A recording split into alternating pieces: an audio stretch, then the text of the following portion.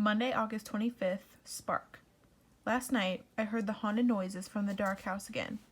I'm not crazy. The sounds are as real as Patricia's annoying voice, but much scarier. Usually when I hear them, I run to Freddy's room. I know he can hear the noises too. Noises sounding like the mangled screams of a ghost going through a shredder.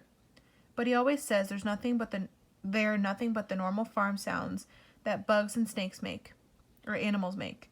There's nothing normal about those sounds, and we don't even have animals on our farm. For once, I didn't run to Freddy's room last night. To Freddy's room last night, though. Instead, I just jumped to my window seat and stared at the farm, scared out of my mind. All I could think about was how Harry said something was wrong. I thought I'd stay awake all night, but I fell asleep. Right there on the window seat, sometime after 3 a.m. Now I have a crick in my neck. From my window, I can see the orange blockade of tour buses near the White House, with people spilling out of the White House porch. I check my watch. It's almost time for the rain. I can't believe I've slept this long. I get dressed as fast as I can and pull my hair back into a loose ponytail. I speed outside, sprinting past the truly weeping cherry blossom tree. I glance quickly over to see if the mist is still there. I almost stop running. The mist is not only there, it's bigger. What was the size of a tiny cloud now looks like a wet green down comforter, filling up most of the space under the tree limbs. As I run, I have a sudden vision of the mist leaking through the cherry blossoms, oozing out like some kind of gas attack over our farm. The thought makes me sick, like I've eaten something rotten, but I can't think about it now. I promised Mom I'd meet her in the learning garden to help with the tourists, and I'm super late. I'm running as fast as I can when the blue dragonfly suddenly appears, flying by my ear and spinning circles around my head. I slow down just a little, panting. Can't talk now. I'm in a rush. But the dragonfly goes nuts, zipping this way and that in the air in front of me. I stop running, placing the palms of my hands on my thighs, breathing fast.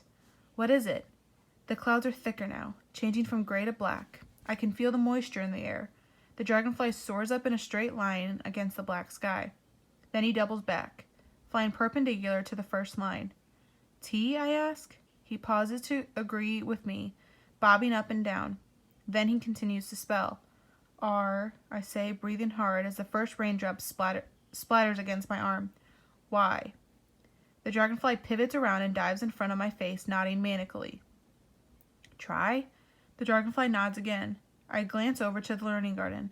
The umbrella ride is way up in the air, canopy fully extended. Even from here, I know it's packed. I can make out the tourists crammed together along the platform railing, and I can see legs dangling from the umbrella swings. I can even hear the squeals of glee as the rain falls harder, sprinkling my head, my shirt, the ground. Try what? I ask the dragonfly. He flies away from me, then toward the learning garden. Hey, I call out. The dragonfly doesn't turn around. Hey, blue dragonfly. The dragonfly slides to a stop. You want me to follow you? He nods and starts to zoom away again. I jog after him. Listen, I say, panting.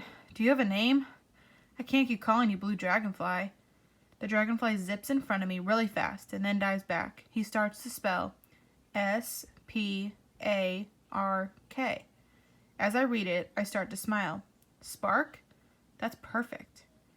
As a cheer goes up from the crowd on the umbrella as a full rain shower pours from the gray clouded sky.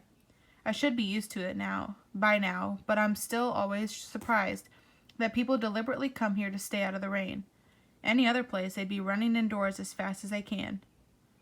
The row of sugar maples encircling the learning garden comes into view. I pick up the pace so that I can huddle under the always flowering magnolia tree while it downpours. The dragonfly, Spark, flies in front of me, darting through the first line of trees. I'm right behind him, getting soaked. Just as I duck under a branch, a terrible noise spreads through the air. It's a creak and a scream and a crack, all at once. Spark skids to a stop. I hear a snapping noise, this noise even louder than the first. We both turn to the umbrella at the same time. People are screaming.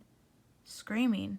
I don't understand at first, but I look closer and see the people on the individual swings spinning around, out of control. I hear the click, click, click of the rising umbrella shaft, relentless, unstopping. I'm close enough that I can see Chico waving his hands like a banshee behind the controls. I look up to the umbrella again, just as the platform seems to slip just a little and the screams become even more awful. The umbrella. It's stuck.